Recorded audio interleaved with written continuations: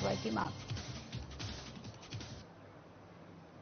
नमस्कार, स्वागत है आप सभी का हिमाचल की खबरों में। मैं आपके साथ निकिता कश्यप। बुलेटिन की शुरुआत करते हैं। मानहानि मामले में राहुल गांधी की याचिका को गुजरात हाईकोर्ट ने खारिज कर दिया है और 2 साल की सजा को बरकरार रखा है, जिसके बाद देश भर में कांग्रेस कार्यकर्ता धरना प्रदर्शन कर रहे हैं और बीजेपी के खिलाफ जमकर नारेबाजी भी की जा रही है। वहीं आपको बता दें कि राजधानी शिमला में भी कांग्रेस कार्यालय के बाहर कांग्रेस ने जमकर प्रदर्शन किया और राहुल गांधी के समर्थन में जमकर नारेबाजी की गई। कांग्रेस प्रदेश प्रवक्ता देवेंद्र बुशेहरी ने कहा कि 2019 मामले में गुजरात की अदालत में मानहानि के मामले में 2 साल की सजा सुनाई गई थी।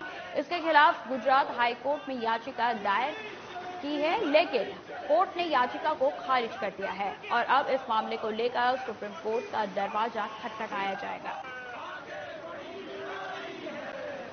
आज जो ये दरदर प्रदर्शन कांग्रेस पार्टी की तरफ से यहाँ रखा गया है, ये पूरे हिंदुस्तान में जो कांग्रेस पार्टी आज धरना दे रही है। 2019 में गुजरात की एक निचली अदालत ने श्री राहुल गांधी जी के खिलाफ एक मानहानि केस में जो उनको कन्विक्ट किया था और राहुल गांधी जी ने हाई कोर्ट में जो है उसके खिलाफ जो याचिका दायर की थी, आज उसका जो फैसला आया है उस कन्विक्शन को एक हाई कोर्ट की एक बेंच ने जो है उसको सही ठहराया है और कांग्रेस पार्टी ठीक है कि अदालत का मामला है, अब इस पर ज्यादा अपनी प्रतिक्रिया नहीं देते हैं, लेकिन जिस प्रकार से उस पर एक छोटी अदालत ने जो फैसला करने के बाद लोकसभा स्पीकर ने उस पर तुरंत कार्रवाई करके जो है और राहुल गांधी जी की जो सदस्यता को समाप्त किया है, वो बहुत ही दुर्भाग्यपूर्ण है, क्योंकि ये लोकतंत्र की हत्या हम इसको मानते हैं।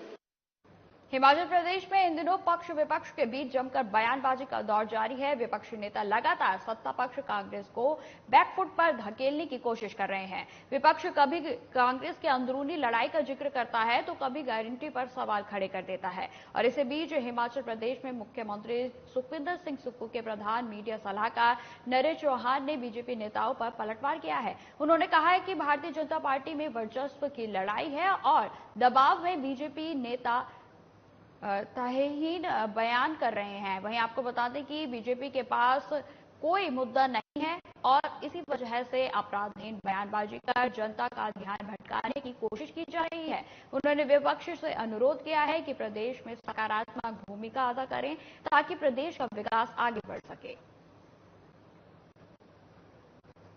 भाजपा हिमाचल प्रदेश में पिछले 5 साल सत्ता में रही, भाजपा की सरकार थी और लगातार डबल इंजन की बात आप और हम पूरे प्रदेश के लोग सुनते रहे कि डबल इंजन की सरकार थी और बहुत कुछ बड़ी बड़ी बातें और वादे हुए, लेकिन वास्तविकता उसके विपरीत थी और 5 साल का जो कार्यकाल जयराम जी की सरकार का रहा, निराशाजनक रहा। विकास की दृष्टि से सारे दावे खोखले साबित हुए और चुनाव के दौरान हिमाचल प्रदेश की जनता ने उस बात को साबित भी किया, परिवर्तन किया और कांग्रेस पार्टी की जो सरकार बनी माननीय मुख्यमंत्री ठाकुर सुखविंदर सिंह सुक्खू जी की अध्यक्षता में, जिसको तकरीबन 6 महीने का कार्यकाल पूरा हो चुका है और इन 6 महीने में माननीय मुख्यमंत्री जी ने और सरकार ने जो बड़े कदम और बड़े फैसले किए हैं। शिमला में आंगनबाड़ी वर्कर और हेल्पर यूनियन आंगनबाड़ी कर्मियों की विभिन्न मांगों को लेकर सचिवालय पहुंचे और सामाजिक न्याय और अधिकारिता मंत्री धनीराम शांडिल को मांग पत्र सौंपा गया। वहीं आपको बता दें कि केंद्र और राज्य सरकार लंबे समय से आंगनबाड़ी वर्कर और हेल्पर्स की मांगों के प्रति अड़ियल रवैया अपनाए हुए है। केंद्र सरकार और राज्य सरकार द्वारा आंगनबाड़ी वर्कर्स और उनकी मांगों को पूरा नहीं किया जा रहा है। आंगनबाड़ी वर्कर यूनियन की प्रदेश महासचिव बीना ने बताया कि उनकी मांग है कि आंगनबाड़ी कर्मियों को ही प्री प्राइमरी कक्षाओं के लिए नियुक्त किया जाए और आंगनबाड़ी केंद्रों को प्री प्राइमरी स्कूल का दर्जा दिया जाए। वहीं सामाजिक न्याय और अधिकारिता मंत्री धनीराम शांडिल ने कहा कि आंगनबाड़ी वर्कर यूनियन का संबंध उनके विभाग के साथ साथ केंद्र से भी है। यूनियन की मांगों को शिक्षा मंत्री और केंद्र के साथ उठाएंगे। उनकी मांगों पर गहनता से विचार भी किया जाएगा। आज हमारा जो प्रतिनिधि मंडल है मंत्री साहब से मिलने पहुंचा है और हमारी डिमांड जो इस प्रकार से है, उसमें सबसे पहली डिमांड हमारी जो प्री प्राइमरी में है वो आंगनवाड़ी वर्कर्स की भर्ती उसके अंदर की जाए और 100% भर्ती उसमें की जाए, क्योंकि ये जो काम है हम पिछले 45 वर्षों से कर रहे हैं और हम सरकार से डिमांड करते हैं कि जो 6 साल तक के बच्चों की शिक्षा का जिम्मा है वो आंगनवाड़ी वर्कर्स को ही दिया जाए। अगली डिमांड हमारी जो अभी 25 अप्रैल 2022 को सुप्रीम कोर्ट का निर्णय आया है, उसके तहत जो आंगनवाड़ी वर्कर्स हेल्पर्स हैं वो ग्रेजुटी के दायरे में आएंगी और वो ग्रेजुटी की हकदार हैं। तो जो सुप्रीम कोर्ट का ऑर्डर है उसको राज्य सरकार लागू करे और सभी जो रिटायर वर्कर्स हेल्पर्स हैं उनको ग्रेजुटी उपलब्ध करवाई जाए। आंगनवाड़ी वर्कर्स की जो यूनियन थी, जो वर्कर्स की और हेल्पर्स की यूनियन बनी है इनका संबंध केवल हमारे साथ ही नहीं है, इनका संबंध भारत सरकार से भी है और बहुत से ऐसे बिंदु हैं जिन पे विचार करना आवश्यक है, नो डाउट, कि इनको किस प्रकार से इनके जो प्रभाव पड़ा इनके जो खासकर नई शिक्षा नीति का, और उसको हम अपने एजुकेशन डिपार्टमेंट से भी बातचीत करना चाह रहे हैं और एजुकेशन डिपार्टमेंट के साथ साथ भारत सरकार के जो अधिकारी हैं और जो मिनिस्टर हैं उनसे बात करेंगे कि कुछ एक चीजों में इनकी सेवा की जितनी भी कंडीशन है उनको इम्प्रूव करने की तरफ ध्यान देना होगा। कुल्लू उपायुक्त और श्रीखंड महादेव यात्रा ट्रस्ट के अध्यक्ष आशुतोष गर्ग ने आज निर्माण में सिंहगढ़ से श्रीखंड यात्रा को हरी झंडी दिखाई। इस दौरान उन्होंने 50 श्रद्धालुओं का जत्था और भीमाकाली छड़ी यात्रा को रवाना किया। इससे पहले उपायुक्त ने सिंहगढ़ में पूजा अर्चना कर भवन में भाग लेकर यात्रा की मंगल कामनाएं भी की। उन्होंने श्रद्धालुओं को यात्रा की शुभकामनाएं देते हुए आग्रह किया है कि यात्रा के दौरान ट्रस्ट द्वारा जारी सभी दिशा निर्देशों का कड़ाई से पालन सुनिश्चित करें ताकि उनकी यात्रा सुरक्षित हो सके।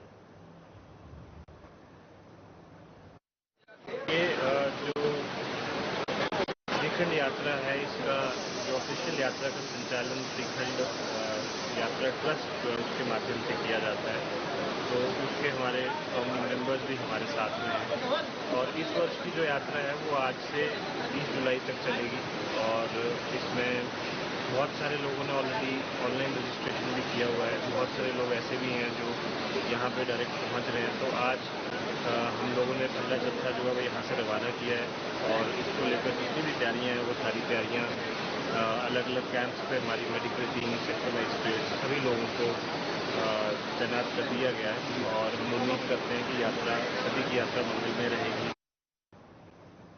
किरतपुर में मनाली फोरलेन मार्ग के दोनों छोर पर 100 मीटर तक जमीनों को फ्रीजिंग करने के प्रदेश सरकार के निर्णय के खिलाफ बीजेपी की नाराजगी जाहिर की है। आपको बता दें कि सर्किट हाउस बिलासपुर में प्रेस वार्ता के दौरान हिमाचल बीजेपी के महामंत्री और बिलासपुर से विधायक त्रिलोक जम्वाल ने 19 जून को कैबिनेट द्वारा इस निर्णय को मंजूरी देने और अब इस पर नोटिफिकेशन जारी करने को तुगलकी फरमान बताते हुए प्रदेश की जनता के साथ एक बड़ा धोखा बताया है। वहीं आपको बता दें कि विधायक त्रिलोक जामवाल का कहना है कि भाखड़ा विस्थापन का दर्द सह चुके बिलासपुर की जनता ने 4 लेन विस्थापन का भी दंश झेला है और उसके बाद भी किरतपुर मनाली 4 लेन मार्ग के दोनों छोरों पर 100 मीटर तक जमीनों को 5 सालों के लिए फ्रीज करना उनके साथ धोखा है। इस 4 लेन के बनने के उपरांत प्रदेश सरकार ने जो एक तुगलकी फरमान जारी किया है, उस तुगलकी फरमान में 4 लेन के दोनों तरफ को 100 मीटर की दूरी पर कोई भी कंस्ट्रक्शन नहीं हो सकती। ये 19 जून को वर्तमान प्रदेश सरकार ने अपनी कैबिनेट में निर्णय लिया है और उस निर्णय में यूटी डिपार्टमेंट को निर्देश दिया है कि 100 मीटर के अंदर कोई भी कंस्ट्रक्शन नहीं हो सकती। ये मैं इसलिए कह रहा हूं कि नहीं हो सकती क्योंकि उसमें 5 वर्ष की फ्रीजिंग की कंडीशन लगाई है। पांवटा साहिब में गोवंश की हत्या के बाद हंगामा मच गया। राजपुर थाना क्षेत्र के तहत श्यामपुर गांव के समीप एक क्रेशर पर कथित तौर पर गोवंश की हत्या कर दी गई। आपको बता दें कि लोगों ने इसकी सूचना पुलिस और हिंदूवादी संगठनों को भी दी। सूचना पर पुलिस ने तुरंत कार्रवाई शुरू की, जबकि हिंदूवादी संगठनों ने पहले पुरुवाला पुलिस थाना और फिर पांवटा साहिब थाने के बाहर हंगामा किया। गोवंश की हत्या को लेकर क्षेत्र में लोग आक्रोशित हैं। गोवंश की हत्या का मुख्य आरोपी हरियाणा निवासी युवक फरार बताया जा रहा है, जबकि पुलिस ने कुछ लोगों को पूछताछ के लिए हिरासत में लिया है। स्थानीय हिंदू संगठनों ने इस संबंध में एसआईटी गठित करने और आरोपी को 24 घंटे के भीतर गिरफ्तार करने का अल्टीमेटम दिया है। श्यामपुर गांव में एक क्रैशर जो है स्थापित, वहां पर जो विधर्मी मुस्लिम जो बाहर से आकर यहां रह रहे हैं, उन्होंने गौवंश की हत्या की है। यह ईद के आसपास की घटना थी, जो आज हमारे कार्यकर्ताओं और हिंदू समाज को पता लगी। उसी के निमित्त आज समस्त गांववासी हिंदू समाज एकत्रित होकर पांवटा पर आए और पुलिस प्रशासन से हमने यह मांग की कि अगर 24 घंटे के अंदर उन गौ हत्यारों को पकड़कर कड़ी से कड़ी सजा, और जितने भी इसमें शामिल थे, क्योंकि यह कृत्य किसी एक या दो व्यक्ति का नहीं है, इसमें कम से कम भी 4 से 6 लोग शामिल हैं। जैसा कि सुबह हमारे को सूचना मिली कि एक गोवंश की हत्या जो गिरी में क्रैशर है जी वहाँ पे हुई है, तो उसके विरोध प्रदर्शन में जो यहाँ पर सभी बजरंगी इकट्ठे हुए हैं, एकत्रित हुए हैं, और पुलिस प्रशासन ने उस व्यक्ति को पुरवाड़ा थाने में ना रखकर पांवटा थाने ले गई है और अभी तक कोई एफआईआर दर्ज नहीं की गई है, जिसकी वजह से यहाँ पर सभी हिंदू संगठन जो भी हिंदू भाई हमारे एकत्रित हुए हैं। और अभी इन लोगों का सभी में यह बैठकर यह सहमति बनी है कि सभी पांवटा साहिब जाकर थाने में उस व्यक्ति का पता करेंगे क्या रिपोर्ट लिखी गई है, किस किस धारा के तहत मुकदमा दर्ज किया गया है। फिलहाल इस बुलेटिन में इतना ही। खबरों की और भी जानकारी के लिए बने रहे हमारे साथ। नमस्कार।